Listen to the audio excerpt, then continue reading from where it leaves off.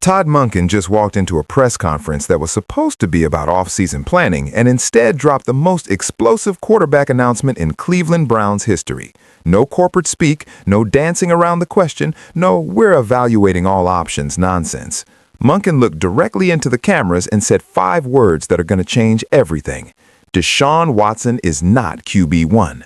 The room erupted. Reporters started shouting questions over each other. Who's the starter? Is Watson being cut or traded? When was this decision made? Monken holds up his hand to quiet everyone down and says he's going to explain everything, but people need to let him finish. And then he delivers a 10-minute monologue that's being called the most honest and transparent press conference any NFL head coach has given in modern history. Monken starts by acknowledging that the Deshaun Watson trade and contract was a disaster, that everyone in the organization knows it, that pretending otherwise is insulting to the intelligence of fans and media. He says that when he was hired as head coach in early 2025, he was told he'd have full authority over football decisions, including the quarterback position, but that ownership pressured him throughout his first year to keep giving Watson chances, despite mounting evidence that it wasn't working. Monken says he complied because he's a first-time head coach who wanted to be a team player and give the organization time to figure out the Watson situation on their own terms. But after this most recent loss, after Myles Garrett's press conference from earlier in the week, after seeing the locker room fracture and watching players give up, Monken realized he couldn't keep quiet anymore. He says he went to Jimmy Haslam and Andrew Berry 3 days ago and told them he's done coaching Deshaun Watson, that if the Browns want him to continue as head coach, they need to commit to moving on from Watson immediately and giving Monken the authority to build the offense around a quarterback he actually believes in. According to Monken, that meeting with Haslam and Berry was contentious. Haslam initially pushed back, worried about the public relations disaster of benching Watson and the financial implications of owing him so much guaranteed money while paying another quarterback to start. But Monken, according to his own account, told Haslam that he didn't care about the optics or the money, that his job is to win football games, and he can't do that with Deshaun Watson as his quarterback. Monken says he told Haslam and Berry that if they're not willing to make this change, he'll resign as head coach because he's not going to waste another year of his career trying to fix something that's unfixable. And apparently that threat worked. According to Monken, Haslam and Berry agreed to support whatever decision Monken makes at quarterback, with the understanding that Monken's job security now depends entirely on whether his alternative plan works. And that brings Monken to the big reveal, the announcement that everyone's been waiting for. Monken says the Cleveland Browns are going to draft Shedeur Sanders with their first-round pick in April, that the 3-team trade to move up to 3rd overall is being finalized as he speaks, and that Shedeur Sanders will be the Week 1 starting quarterback for the 2026 season. No competition, no evaluation period, no uncertainty. Shedeur is QB1. The room erupts again, but this time Monken doesn't stop. He keeps talking, explaining his reasoning, defending his decision, and laying out exactly why he believes Shedeur is the answer. Monken talks about spending weeks studying film on every quarterback in this draft class, meeting with Shedeur multiple times, talking to coaches who've worked with him, and even having conversations with Deion Sanders about how he's raised Shedeur to handle pressure and adversity.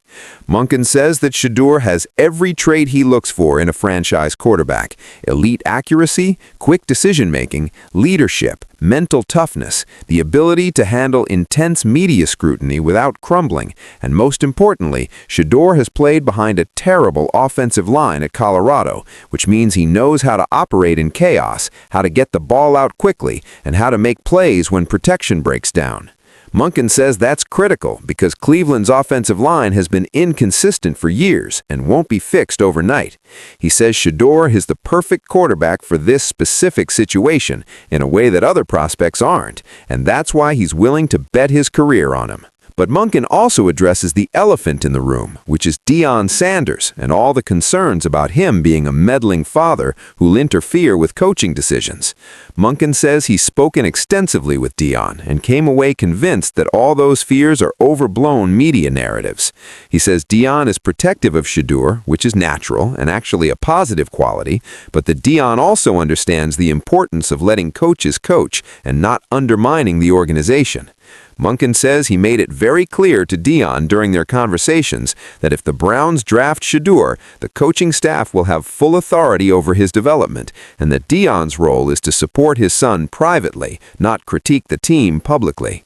And according to Monken, Deion agreed to those terms without hesitation because Deion's priority is putting Shedeur in a situation where he can succeed, and if Cleveland provides that, Deion will stay out of the way.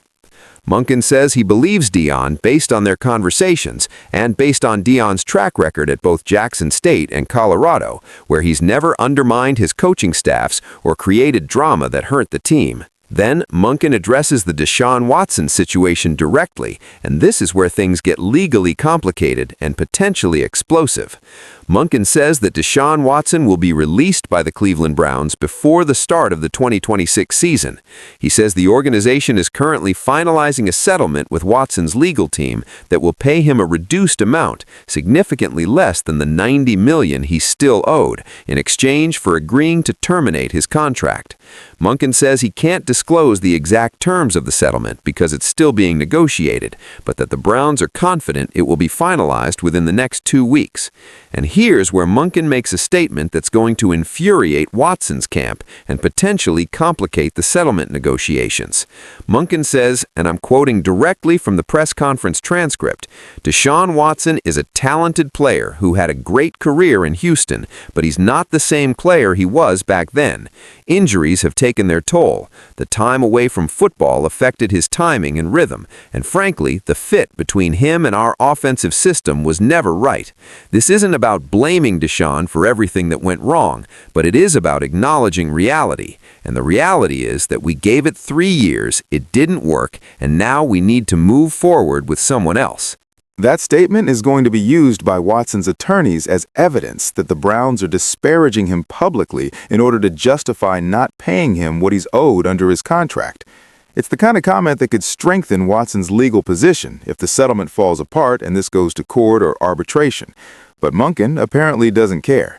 He's clearly made the decision that being honest and transparent, even if it creates legal complications, is more important than protecting the organization's legal interests.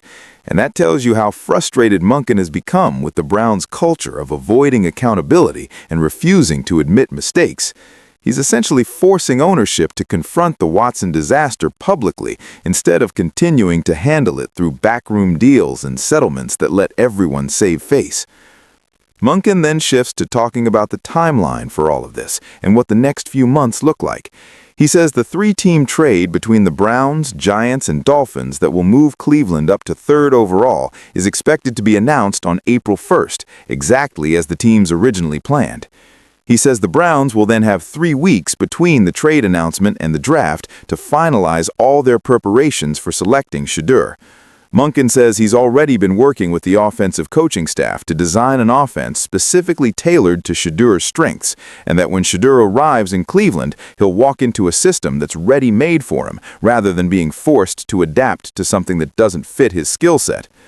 Monken also says he's already had preliminary conversations with several free agent wide receivers and tight ends about joining the Browns, and that once Shedeur is officially drafted, those recruiting efforts will intensify because players want to be part of something that feels like a fresh start, rather than joining a team that's stuck in the same dysfunction.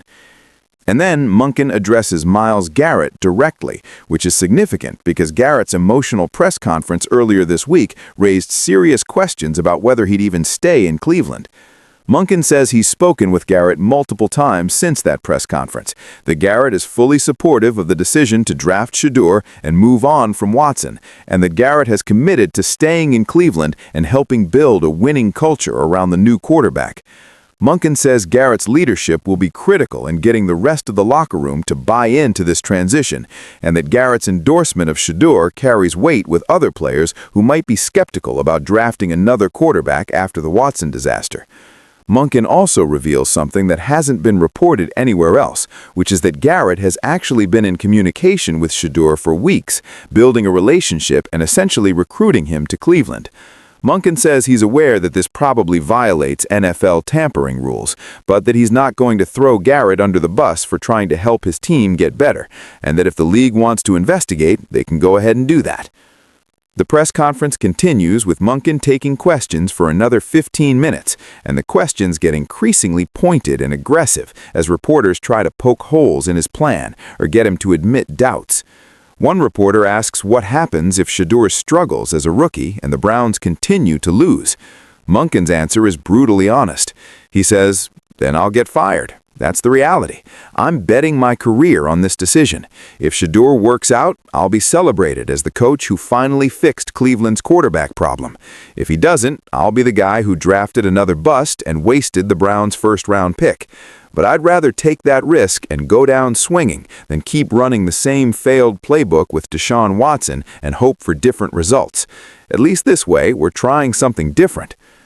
Another reporter asks if Monken is concerned about the financial implications of paying both Watson's settlement and Shedeur's rookie contract simultaneously. Monken says that's above his pay grade, that Andrew Berry in the front office handles salary cap and financial planning, and that his job is to focus on football decisions. He says he's been assured by Berry that the cap situation is manageable and that the Browns will have enough flexibility to build a competitive roster around Shedeur. Then comes the question that generates the biggest headline from the entire press conference. A reporter asks Monken if he thinks drafting Shedeur Sanders will save his job in the franchise, or if this is just delaying the inevitable collapse. And Monken's response is what's being replayed on every sports network right now. He says, "Look, I don't know if drafting Shedeur saves anything. What I know is that doing nothing definitely doesn't save anything. Keeping Deshaun Watson as our quarterback guarantees we'll be mediocre at best for the next 2 years. Drafting Shedeur at least gives us a chance. Maybe he's great. Maybe he's just okay.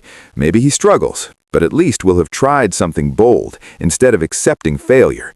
And that's what this franchise needs more than anything. Not guarantees, not certainty, just the courage to take a risk and try to be great instead of settling for being terrible." That quote is going to be on t-shirts, memes, and replayed in documentaries about the Browns for years to come, regardless of whether this decision works out or not. As the press conference winds down, Monken makes one final statement that summarizes his entire philosophy and approach to this situation. He says, "I came to Cleveland because I believed I could help turn this franchise around. And for the past year, I've tried to do that while working within the constraints of the Deshaun Watson situation. But I've realized that you can't build something new while you're still clinging to something that's already failed. So we're letting go. We're moving on. We're drafting Shedeur Sanders, and we're building this team around him, Myles Garrett, and the players who want to be part of something special. If that works, great. If it doesn't, at least we tried. But I'm done pretending that keeping Deshaun Watson as our quarterback is a viable option. It's not. And everyone in this organization, from ownership to the equipment staff, now knows exactly where I stand." Monken stands up, thanks everyone for their time, and walks out of the press conference while reporters are still shouting questions. The footage of him walking out, stone-faced and resolute, is almost as viral as the substance of what he said. The reaction to Monken's press conference has been absolutely massive and deeply divided. Some people are praising him for being the most honest head coach in the NFL, for having the courage to speak truth to power, and for taking ownership of his decisions instead of hiding behind corporate speak. Former coaches and players have been calling it refreshing, saying that fans and media deserve this level of transparency from the people running their favorite teams.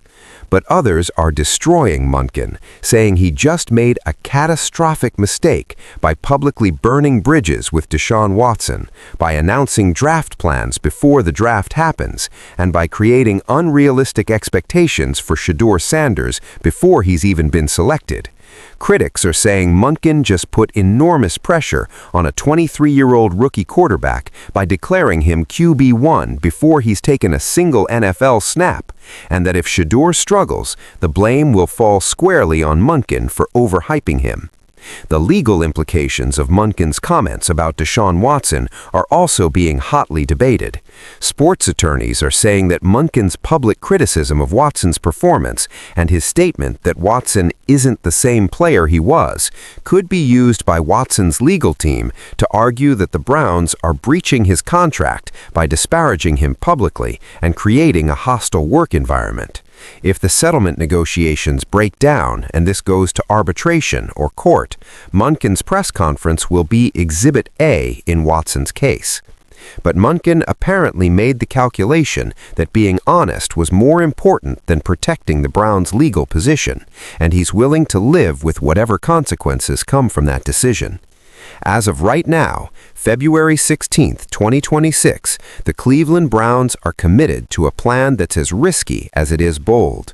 They're moving on from Deshaun Watson, the biggest free agent signing in franchise history. They're drafting Shedeur Sanders, a quarterback who comes with his own set of complications because of his famous father. They're betting the entire future of the franchise on a first-time head coach's evaluation and a 23-year-old rookie quarterback's ability to perform immediately. And they're doing all of this publicly, transparently, with no room to backtrack or pivot if things go wrong. It's either going to be remembered as the moment the Browns finally got it right, or as the final proof that this organization is cursed and incapable of success. The next 8 months will determine which narrative becomes reality. Todd Monken ended the quarterback debate by declaring Deshaun Watson is not QB1 and announcing Shedeur Sanders will be the starter in 2026 before he's even drafted. The press conference exposed internal battles with ownership, revealed settlement negotiations with Watson, and confirmed the three-team trade plan. Monken bet his career on this decision, and whether it saves the Browns or destroys them will define his legacy and the franchise's future forever.